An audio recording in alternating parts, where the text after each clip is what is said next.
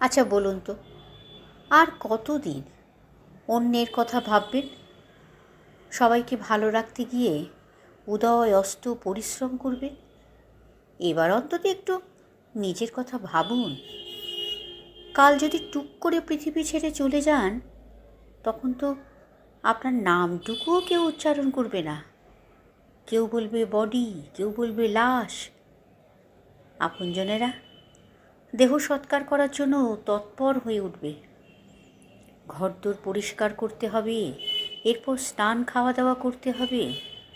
শোক আগলে বসে থাকলে তো চলবে না, কারণ তখন তো আপনি মূল্যহীন।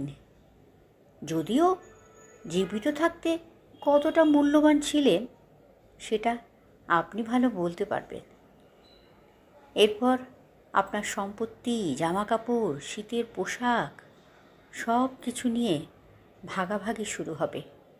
অথচ সংসারের প্রতি, আপনজনের প্রতি আপনার অবদানের কথা কেউ আলোচনা করবে না।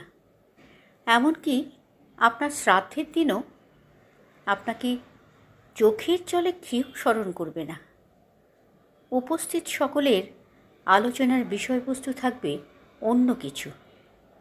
এরপর আপনার সুন্দর ছবিটা কিছুদিন দেওয়ালে টাঙানো থাকবে, তারপর ধুলোয় ধূসরিত হয়ে অনাদরে, অবহেলায় কোথাও পড়ে থাকবে।